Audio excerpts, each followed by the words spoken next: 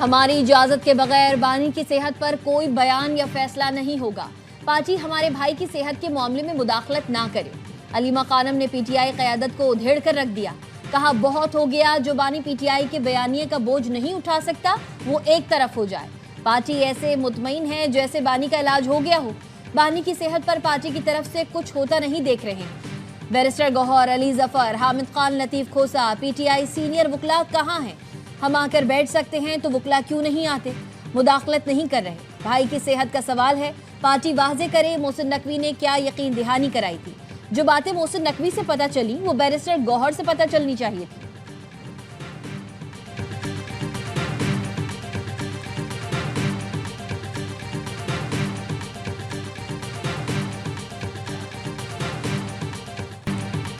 ایک سال میں 17 بار ہائی کورٹ، 14 بار سپریم کورٹ جا چکے، اس کے باوجود کیسز سماعت کے لیے مقرر نہیں ہوئے۔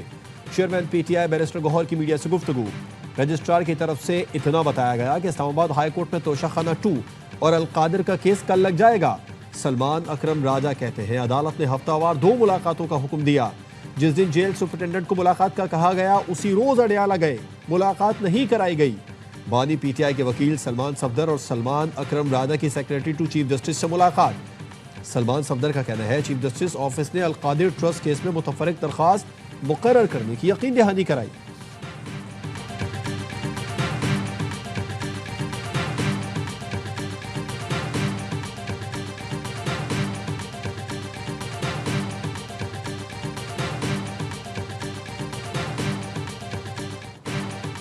امریکہ اور ایران کے درمیان جوہری مذاکرات کا تیسرا دور آج سے جنیوا میں ہوگا۔ ایرانی صدر مسعود پزشکیان مذاکرات کے حوالے سے اچھے نتائج کے لیے پرامید۔ کہا سپریم لیڈر آیت اللہ خامنائی کی رہنمائی میں سفارتی عمل جاری ہے۔ جنگ یا امن والی غیر یقینی کی صورتحال سے باہر نکلنا چاہتے ہیں۔ وزیر خارجہ عباس عراقچی اعلیٰ سطح کے وفد کے ہمراہ جنیوا روانہ ہو چکے۔ امریکی ایلچی اسٹیو وٹکوف اور ٹرمپ کے داماد جیرڈ کشنر مذاکرات کی میز پر ہوں گے۔ ایرانی وزیر خارجہ عباس عراقچی کہتے ہیں امریکہ سے تصادم کی صورت میں تنازع پورے خطے میں پھیل سکتا ہے۔ مشرق وسطیٰ کے کئی ممالک لپیٹ میں آ سکتے ہیں۔ ایران جنگ اور امن دونوں کے لیے تیار ہے۔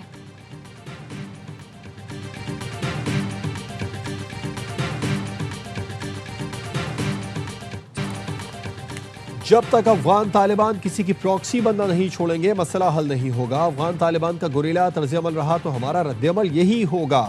پاک افغان صورتحال بگڑنے کی وجہ ایک غیر ذمہ دار ہمسایہ ہے۔ افغان طالبان کالعدم ٹی ٹی پی کی دہشت گردی کے خلاف فتوے کیوں نہیں دیتے؟ وزیر مملکت برائے داخلہ طلال چودھری کہتے ہیں بات چیت اور حالیہ فوجی کارروائیوں کا مقصد افغانستان کو ذمہ دار ریاست بنانا ہے۔ چاہتے ہیں افغان طالبان سے بات چیت سے مسئلہ حل ہو۔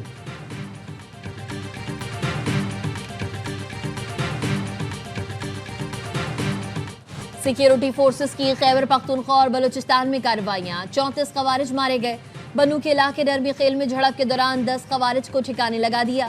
میر علی میں 12 خوارج انجام کو پہنچا دیے گئے۔ شمالی وزیرستان حسن خیل میں پاک افغان سرحد پر دراندازی کی کوشش ناکام بنا دی گئی۔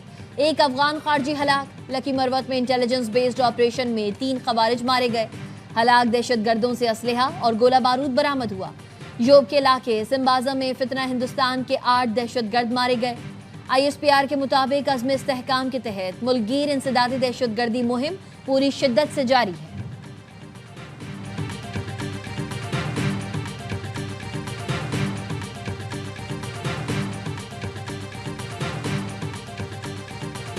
فتنہ ہندوستان کے دہشت گردوں نے بلوچ خاندان زندہ جلا دیا۔ بلوچستان کے علاقے بلیدہ میں دہشت گردوں نے گھر پر مارٹر گولوں سے حملہ کیا، پھر گھر کو مکینوں سمیت آگ لگا دی۔ 3 معصوم بچوں سمیت 6 افراد جاں بحق، 3 زخمی ہوئے۔ سیکیورٹی فورسز نے علاقے کا گھیراؤ کر کے ملزمان کی تلاش شروع کر دی۔ وزیر اعلیٰ بلوچستان سرفراز بگٹی کی مذمت، کہا دہشت گردوں کو کیفر کردار تک پہنچایا جائے گا۔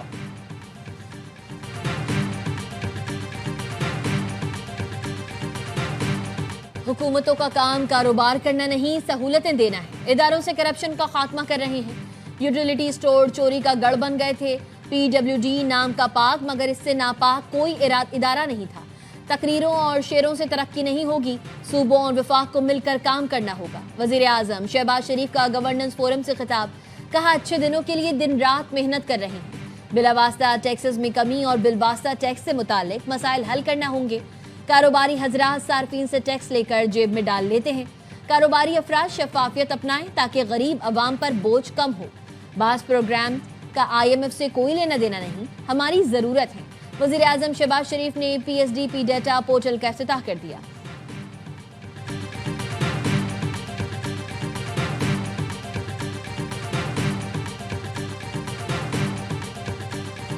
پنجاب اسمبلی میں اپوزیشن ارکان نے کاغذ کے جہاز اڑا دیے، مائکوں پر بھی سجا دیے۔ پی کی شازیہ عابد نے 11 ارب کے جہاز پر سوال اٹھایا، اگر کسی مہمان نے جنوبی پنجاب کا دورہ کرنا ہو تو کیا وزیر اعلیٰ کے لیے خریدا گیا جہاز ملے گا؟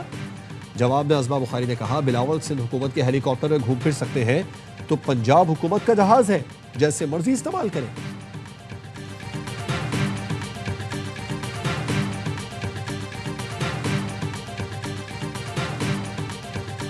جہاز کی خریداری کے بارے میں معلومات شیئر کی جائیں گی۔ 3 دہائی پرانا جہاز مہنگا پڑ رہا تھا، نیا جہاز خرید لیا، اب یہ پنجاب حکومت کا اثاثہ ہے۔ جہاز کے معاملے پر عظمہ بخاری کو ایسی بات نہیں کرنی چاہیے تھی۔ ترجمان وزیر اعلیٰ پنجاب کوثر قاسمی کی پروگرام خبر میں گفتگو، کہا بغض میں مبتلا طبقہ وزیر اعلیٰ پنجاب سے خوش نہیں۔ سوشل میڈیا پر طوفان بدتمیزی برپا کیا گیا۔ باقی صوبوں کے عوام کہتے ہیں ہمیں مریم نواز جیسی وزیر اعلیٰ چاہیے۔ ایئر پنجاب کے نام سے اجازت نامہ آ چکا، لائسنس جاری ہو چکا، اپریل تک صورتحال واضح ہو جائے گی۔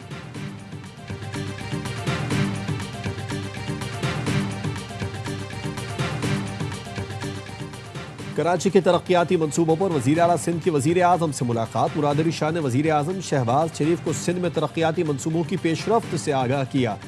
وزیر اعظم نے کہا، وفاق ترقیاتی منصوبوں کی جلد تکمیل میں ہر ممکن تعاون کرے گا۔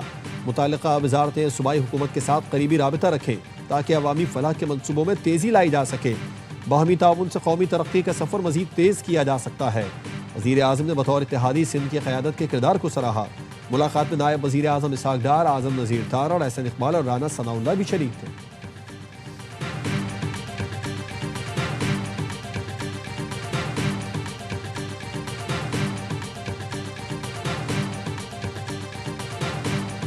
شرجیل میمن کا وفاقی وزیروں اور گورنر پر سندھ حکومت کے خلاف سازش کا الزام، کہا قیادت وفاق سے جواب طلب کرے۔ حکومت سندھ کو صدر کا الٹیمیٹم چاٹ مسالہ خبر ہے۔ صدر کو پتا ہے کراچی میں کن مسائل کا سامنا ہے۔ آصف علی زرداری ہمارے بڑے ہیں، ڈانٹ بھی سکتے ہیں۔ وزیر اعلیٰ فیلڈ میں ہیں، ان کی نیت کام کرنے کی ہے۔ شرجیل انعام میمن نے ڈاکٹر فاروق ستار کو سیاسی یتیم قرار دے دیا۔